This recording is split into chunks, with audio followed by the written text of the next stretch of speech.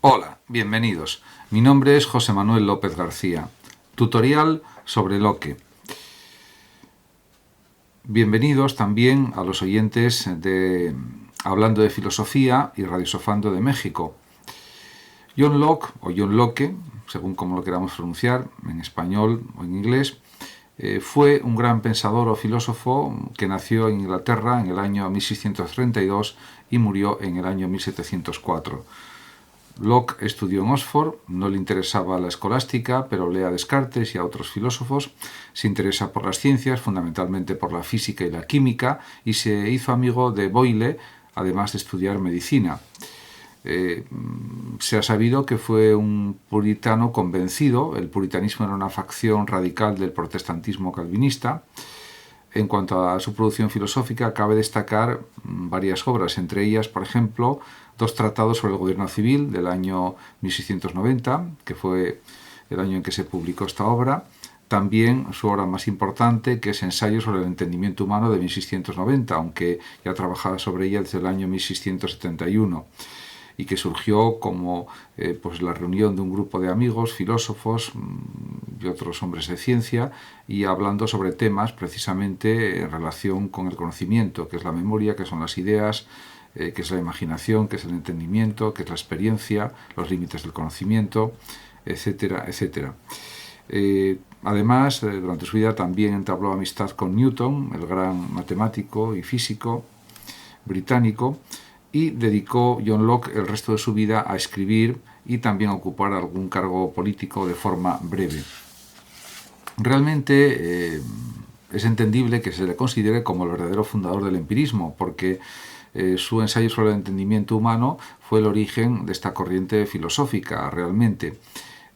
Además, también destacó en el campo de la política como teórico político, porque podemos decir que fue John Locke el primer gran teórico del liberalismo político. También sus obras, sus estudios sobre pedagogía y religión, pues son realmente muy interesantes. La influencia de Locke en la Ilustración francesa fue también enorme. Diríamos, dio impulso al movimiento, diríamos, de reforma ilustrada, al movimiento emancipador, sobre todo a la lucha contra el absolutismo, contra el despotismo ilustrado que imperaba en la Francia del siglo XVIII. Y realmente diríamos que el pensamiento de Locke es antitético con el absolutismo de Thomas Hobbes, por ejemplo. Además, también cabe destacar que en su pensamiento político se inspira la Constitución de los Estados Unidos de América.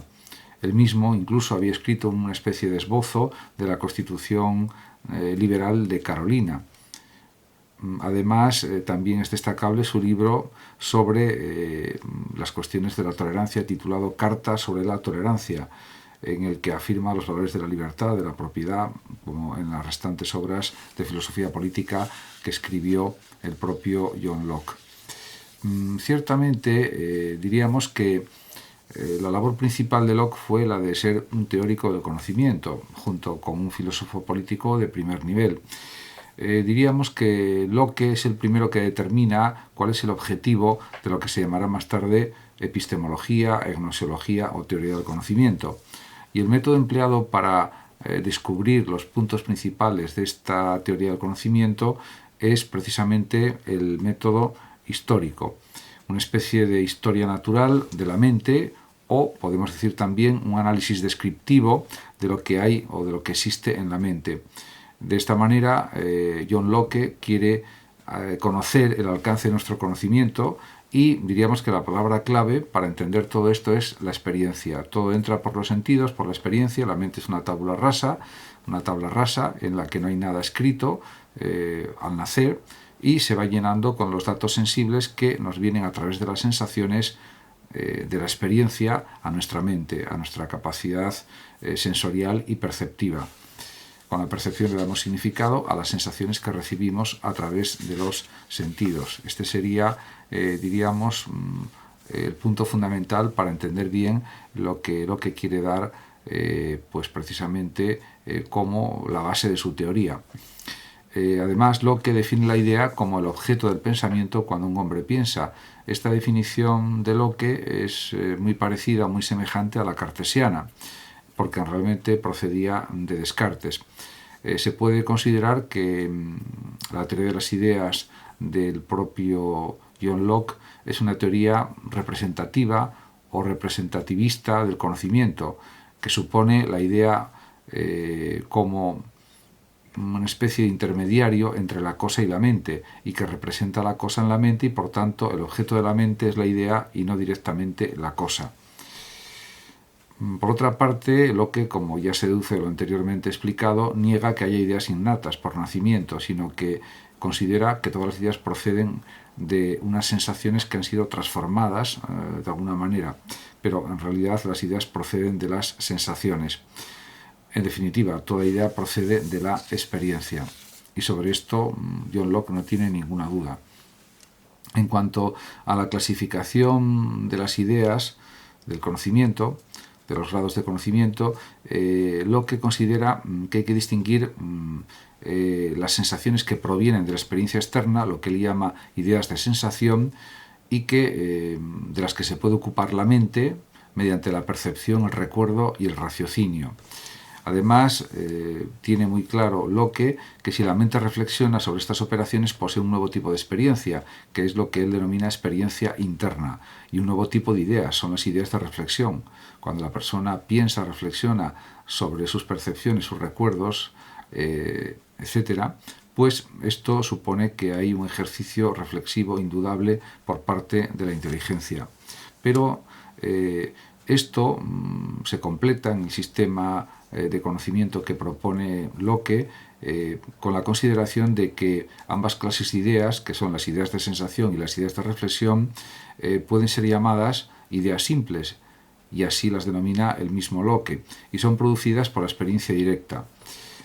Por otra parte, existen también las ideas complejas. La diferencia es que las ideas, diríamos, simples, son captadas por el sujeto de forma pasiva, las recibe en sus sentidos, las incorpora a su mente de una forma pasiva, y en cambio las ideas complejas suponen un ejercicio activo de la mente, porque es realmente una combinación de ideas simples. Las ideas complejas se combinan y recombinan tomando como materia a las ideas simples, por lo tanto hay una actividad, diríamos, elaborativa, combinativa de la propia inteligencia. En este sentido, pues las ideas complejas pues suponen un mayor esfuerzo de la inteligencia. En cuanto a la ciencia, Locke divide la ciencia en tres clases. Considera que existe la física, que incorpora también la matemática, la física y la matemática, podríamos decir. Luego está la ciencia práctica, especialmente la ética, es una ciencia del comportamiento, de la conducta, por tanto práctica. Y por último la doctrina de los signos, del lenguaje, etc. En sus escritos de juventud, Locke identificaba la ley de la naturaleza con la ley divina y hacía derivar todo el poder de la divinidad. En cambio, pasados los años, ya en su madurez, en los dos tratados sobre el gobierno civil, considera que la ley de la naturaleza coincide con la razón y ya no proviene de Dios, y el poder además procede del acuerdo social o del contrato social. Por lo tanto, hay un cambio considerable, muy notable en sus teorías políticas. Ciertamente se puede decir que las principales ideas de la teoría política de Locke son que, en primer lugar, en el estado de naturaleza todos los hombres son libres, iguales e independientes. En esto está contra el pensamiento de Hobbes, que era un pensamiento absolutista que consideraba que había pues, un estado de naturaleza, diríamos, de guerra de todos contra todos. Diríamos que esto no lo acepta Locke y considera que la ley de la naturaleza ya impone un respeto mutuo y no existe la guerra de todos contra todos, y el lobo no es un lobo para el hombre tampoco. Los individuos, además, según Locke, poseen el derecho a castigar a los infractores de las leyes de la naturaleza, en este estado de naturaleza. En cambio, el Estado, para Locke, surge por un contrato entre los hombres con la finalidad o con el propósito de proteger mejor el derecho de propiedad y las libertades individuales, podríamos decir. De todas maneras, aunque es verdad que al pasar del estado de naturaleza al contrato social, al estado político, donde hay leyes, hay policía, hay gobernantes, etc., los ciudadanos, las personas ceden algunos derechos, pero que son, por ejemplo, hacer leyes y castigar a los infractores, pero conservan numerosas ventajas bajo el imperio de la ley, bajo el imperio de las normas y sobre todo con unos gobernantes justos y con una adecuada división de poderes. Por lo tanto, diríamos que uno de los ejes del liberalismo político de Locke es la división de poderes, la gran importancia de unas buenas leyes y, sobre todo, que se respete el derecho a la propiedad, el derecho a la libertad individual, libertad de expresión, libertad de pensamiento, libertad de residencia y otra serie de derechos que hoy, consideramos característicos de cualquier Estado democrático y civilizado, que en realidad actualmente son los denominados derechos humanos. Muchas gracias a todos por su atención. Saludos a los oyentes de Hablando de Filosofía o de Radio Sofando, y por último decir que el que lo desee puede compartir este vídeo o simplemente suscribirse a mi canal. Hasta siempre. Gracias.